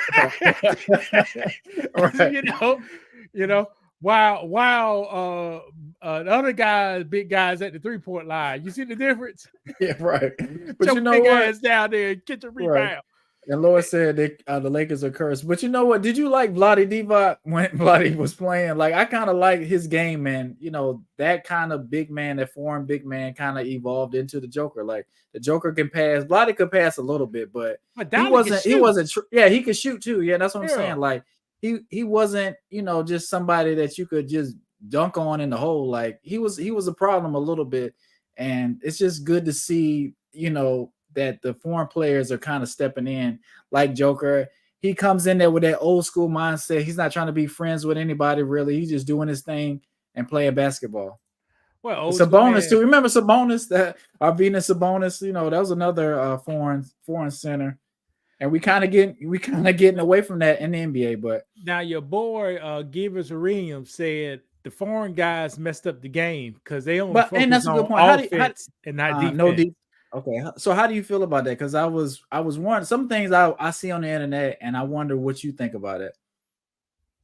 Are the American basketball players playing defense? Are they? No, they ain't playing defense. They're not playing defense. The whole system is rigged for, like. Here's the thing, NBA now is like they, when you. It's like jacking off the end part of jacking off. You know what I mean? That's what everybody want to see. They want to see the big shot, the big scores. But whatever happened to rubbing it out? We miss it. That's a solid analogy, but I kind of get what you're saying. I missed the rubbing it out part. That was the good part about it. I kind of hear what you're saying, but I don't know. It's just people too. What do you think it is? Like, this generation, they're not worried about shutting somebody down on defense. Like, like they used to have Bruce Bowen, and people used to take the challenge. Like, I'm going to try to shut this player down. I'm going to do my best so he can only score 20 points. Like they were trying to make Kobe only score a certain amount of points. Like nobody's challenging anybody, defensively like that. So it's just like you get your shots. We're gonna kind of put a hand in your face a little bit. I'm not gonna be draped all over you. I'm not gonna be harassing you. I'm not gonna be talking trash the whole game. Yeah, Like Michael Jordan. Who's the top scorers? Michael Jordan, Kobe Bryant. And they had to work for every single point they got. Yeah, right. And now it's just, it's just be wide open threes and, or I mean, they shoot twos sometimes, but it's just not the same. Like it's no mid-range game really. It's either you blowing by somebody getting the easy basket or you shooting a lot of threes. Put up his last comment before we go. Okay. Freedom of motion, no hand check, participation trophy killed this generation of basketball. And the thing about this generation, like I said before, no motion, no hand checking, no participation trophy. You cannot, but if you remove Stephon Curry, you cannot win an NBA championship shooting threes. Yeah. It's impossible.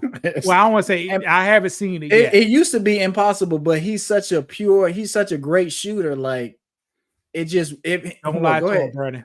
Go ahead. What you gonna say? He's a great shooter 40% of the time. That's true. And so he's not as clutch. He's not as clutch, but he needed his whole team. He wouldn't be able to do that on his own. But go ahead. How many times he went in the playoffs, Brandon? Since his career. How many times he went in the playoffs since his career? You mean win a championship? No, how many times he played in the playoffs? How many times Steph Curry played in the playoffs? I'm not sure how many seasons he's played, but go ahead. Okay, how many championships he got? Well, he got 3. Because I think he got I think he probably got 5. Hold on. I don't think they maybe 4. I think because he's not because LeBron. How many LeBron? 4. He got 4. Yeah, all right, he got 4. All right. So how many times he played? Go ahead. How many times he played in the playoffs? How many seasons he been in the NBA? Let's see. He been in since 2011 or something. Okay, so what, he's been 15 years? All right. So 14? Go ahead. Okay, if you say 15 years. Now there's 4 of them now. So you say he's a elite shooter, but he only got 4 championships. But you know how hard it is to win a championship. Like a lot of things have to go right. But what I will say is your team has to be great. They have to be playing as a team to win. Like you can be the best shooter in the world, but if you're a liability on defense, if you have holes in your team, you're not going to win a championship. Well, obviously the Warriors was always excellent on defense for some reason. Green, that's why he got a job. Iguodala, like Laura said, like they had a lot of, and that's what I say. People like to talk trash about Draymond Green, but he's one of those players that he just affects the game in a different way, bringing energy. He knows how to play with Curry. He knows how to play with Clay when Clay was starting. He still does, but he know how to get those guys going. So, boy, I love to play with Draymond. I love to play against Draymond Green. All this. What you mean? Man, he had to swole that jaw. He get his jaw swollen up. Because watch this. You saw what happened this week. He put his hand. Javon Green put his hand on the man's chest. Oh, I must have missed that. Basketball. No basketball rules gonna get you hit in the face. So if you play against me and you do a non-basketball move, that's a threat to me. I got you. So you would have punched him. Yeah, I'll punch him. Brandon, the man just turn around, put your head on your chest like this. Right. Well, and the ball, the play is down the other court. You have to match his energy. You have to do the same thing, but you can't overstep. Nah. There ain't no basketball move, Brandon. That's not a basketball move. But that's what he does. That's what he does. Fundamentals. Was Dennis Rodman playing with basketball fundamentals? Or yes. He wasn't. Until they called a whistle. Then he started gay shit. That funny stuff. Then right. see, that's when, after they called a whistle, that's when the tussling started happening because it wasn't basketball no more. I bet you look at some highlights. This Rodman was rubbing on players and doing different stuff as they coming down the court. He was getting under your skin in a way that it was legal, but it shouldn't have been legal. Basketball. It wasn't no basket.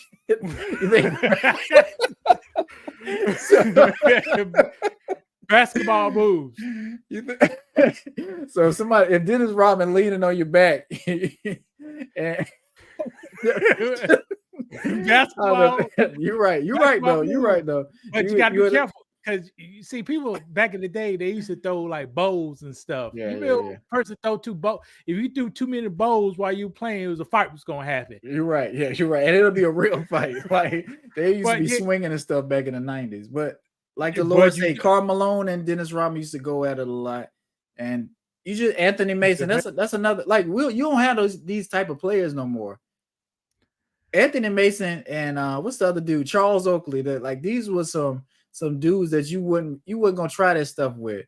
It's a couple guys in the league that I can't even say that because what's the boy name? Anthony Davis. Every time he come down the court and jump up and somebody touch him in his face or touch him on his leg, he's hurt. He need to take some time off. He go in the back. He's gone for a quarter or something like that. Just players wouldn't be doing that kind of stuff back in the 90s. They're just not made like that. And that's one of the main problems with the Lakers, though. Anthony Davis is not cut like Anthony Mason was. You know what? I don't like the word enforcer. I like the word you play your defense. You know what I mean? But what if you're in a league that they don't care about defense no more? It's just like you say, just scoring, kind of put a hand up a little bit, get your check, go home. They're more worried about what they're wearing to the game than if they're really gonna win. Because most players like we're not about to win no championship. Like I got my own life outside of this. I'm just gonna get my money. I'm gonna play a little bit, and I'm out of here. I kind of like what's it called, Lamardre? Was it Lamarcus Aldridge? Yeah, I kind of like them a little bit, but it's just different now. It's a new style of the game. I know why they doing it. Yeah. So it takes heart to play defense. It does. Like you gotta want to play. You gotta really want to play defense. Like as my athletic abilities dwindle, don't even look at me now. But as my X-ways and windows dwindle, I always could do offense. It's that defense I couldn't do. Right. But just think, like LeBron is our age and he's still doing what he's doing at a high level. He can't do defense. No, he can't do. He's offense. And you said that. I haven't really watched him on defense because I don't like to watch LeBron because he like to blame people on his team for not, covering or whatever is going on defensively. Like he's like, look, I'm carrying most of the load on offense, and I'm 30 something. I'm almost 40 years old. Y'all young boys need to be playing harder on defense, and I just think that's what he's on. He's like, I'm gonna do my little step back threes. But defensively, he's trying to lock somebody down during a regular season game. I'm not doing that. And he can't how to do offense no more. I don't care what you're saying. He looked like Magic Johnson out there, back at the goal at the 3-point line. Playing behind his back. Who is? And Lord said Balco, he's on that juice. I don't know what LeBron is on, but I just think it's amazing what he can still do at his age. If he on that, would you take some of that stuff if you could bounce back like that and be playing at a high level or just living your life at a high level? Would you take some stuff, performance stuff like that? Would you? You see that motherfucker's evaporating right here. So you see that? Of course I take that juice. Okay. You want your damn health, don't you? You do. Yeah, that's and if it's tied to a check, and Adam Silver gonna let you do it because you're the face of the league. Why not? All right, Brad, you want to call it? Yeah, we'll go ahead and call it because we'll be on here even longer. But we'll be back, guys. Shout out to the Lord. I'm not sure when we'll be back. I meant to tell you I'm going on a cruise next week. So what you mean you're going on a cruise? We're going on a cruise. Wait, hold on. What kind of cruise? What you mean? That's a carnival cruise. Okay, family cruise. Out of where? Charleston. Yeah, so you're going to the Bahamas. Yes, going to the Bahamas. Okay, 3 days. 5 days. 5 days? Where else you going? Well, I think it's supposed to stop for 1 day in the Bahamas and then go to somewhere else and stop for like another day. So 2 stops in the Bahamas? Yeah. And Laura said, how often we usually go live on Sundays at 7 o'clock. So, but not next Sunday. right. Well, like I say, I'm trying to think when we leave. We'll be gone for a week. So, Is this your first cruise? No, this will be my third cruise. This will be How my about for your daughter? My daughter's first cruise. So, Okay, yeah, it y'all should can be a have a good good time. time. Y'all can have, Yeah. no, hold on. What kind of room? What kind of room? Y'all We got one with a balcony. We got it's not a Okay. it's not a big one, but Here's I've the had tip. the small room. Go ahead, break Okay. it down because this is funny. This is funny. I don't know the prices, but you could go for a cruise for $100 back in the day. You could. And how big is the room? It'll be about the size of this, maybe. It'd be a jail cell, jail room, 2 bunks. Right. You know, and back when I was on it, they had a box TV. So you have a box TV and it'll be in a jail cell. 13-inch box TV in the corner. In a jail cell. Right. And the shower is small and the toilet is small. So, But shit, Brady, are you gambling? How much gambling money you bringing? Not well. I But say that. you right. Man, who is this on this damn TV? Jail. That's funny. I've just been on a cruise before. Go ahead. A walkout balcony, or you just got a window open you can see?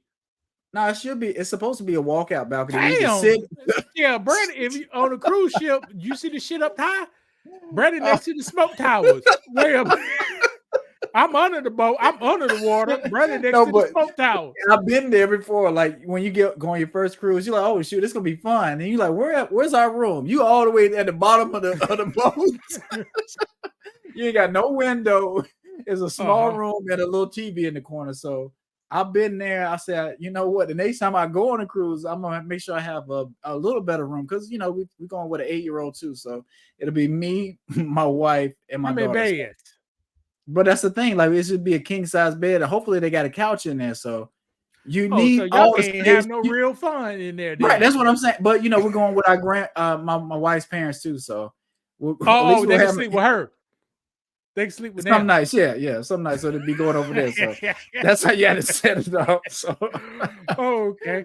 All right. Well, that's real fun. Yeah. Hotel mattress you don't own, you get the best fun out of those mattresses. But yeah, Brady, that's a good cruise. You shouldn't need a passport because you ain't gonna stay nowhere longer. Well, that's than the thing. 24 hours. We had to get a passport for this trip, and we've had a passport, but our passport actually expired, so I had to get it renewed. So, all right. So, what Brandon just said, he's gonna be at a place one destination longer than 24 hours. Okay, is that why? Because I'm like, hold on, you need a passport? Okay. Yeah, I believe last time I went on a cruise, when you go to the Bahamas, you're there for 22 hours. Be back before 11 o'clock because we pull it off. So if you stay longer, that's when you have to have a passport. Yes, that's when you have to have a passport. That's funny. We went to the Bahamas. Y'all better be back by 9 o'clock. We pull it off. And when you're trying to get back on the boat, when you step off the boat, you have to have your card or whatever.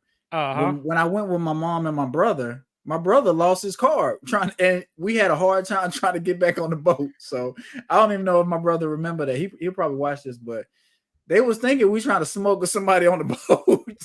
Hey man, that guy for Malaysia who tried to sign you in, he know the difference. He said, "Hold on, man, I've seen this before." Right. This there African guy came over here from Bahamas trying to sneak back on to come back to America. Now we ain't having this. That man from Malaysia wasn't playing that. Shit. Right. So if you're traveling, make sure you keep your documents on you and all that kind of stuff. If you get off on the island, it's gonna be hard to get back on the boat because they don't play about that kind of stuff. Yeah. And did they check your bags when you got back on, or did you bring bags off? I can't remember, but they are very strict with that kind of stuff. Like I say, when I was young, that's when we went. So it was probably when I was about 8 or 9, something like that. Well, no, what you mean 8 or 9? No, let's see, about 13. I was probably around 13. So it's been a long time. So you never been on a cruise as an adult? No, I have. And that was probably about 2005 2005 or something like that. So it's been a while since I've been on Oh, a that's cruise. different, man. 2005, man. You were drinking that malt liquor back then, so that was different. Right. Yeah. So it'll be Okay. interesting to see how this is. So What kind of dinners should I set up? Your formal dinner? You could do formal dinners, or you could do. and see, that's what, because back when I used to do it, you just show up. But now technology is so different. Like they sent my wife this thing where you can book the dinners, you can book the excursions, all on the app. You can buy the Wi-Fi, all that stuff on there. So we just was kind of looking at it last night, trying to figure out what we're gonna do. But well, you do the excursions with them, you paying more, but book the dinners so y'all can have at least a formal, like a nice dinner at night. right. And everything else you got to grab and down go. with other people and stuff like that. It's kind of weird. And Laura, you say you've been 20 years ago on a cruise. Like I said, I don't know. And the whole thing with COVID, how they had people trapped on the boat. They said, we're not docking. Y'all got to stay on this boat and pretty much live until we figure out what we're gonna do. That almost happening no more. but that's what I'm saying. That almost wrecked the cruise industry. But like I said, they got a bailout, so they back. Well, hold on. Let me give a correction. Brandon's Go ahead. wrong with us. Cruise ships did not get a bailout. So how do they? Those guys are not American companies because they don't want to pay the taxes. Well, So, I know one. they overseas companies who only go to America for 23 hours, right? To pick up and drop off. And what kind of workers do they have on the cruise ship? Is it American workers? I said, but that's what I'm saying. Yeah, but that's what I'm saying. Yeah. And how much you think those people get paid? Like I've seen some like shows where they have people who worked on cruise ships. They say they get paid pretty decently. Well, and, you're on a cruise ship. How much they would get? Maybe 2013 they get about $7 an hour. What? For 12 to 16 hours a day in 2013. That's pretty good money if you're in a different country. So see, that's why. See, Brennan, that's why they ain't get no bailout. Why? Being America, we got to pay them 15. Right. For the same work, you get worse work. Or they could be in Vietnamese. I could pay them $7 an hour. They'd be happy. Right. And not complain. Yeah. All right, Brad, you want to call it? Yeah, we'll go ahead and wrap it up. Thank you guys for watching. Lord, thank you for when I say Lord, I ain't talking about that Lord, but Rod, thank you for participating with our live tonight. We'll be back soon. Y'all take care. Lord, you want to say anything before we get out of here? Make sure you hit the link, share this out once the videos drop. Yeah. Y'all take care. Have a good Sunday. Stay blessed.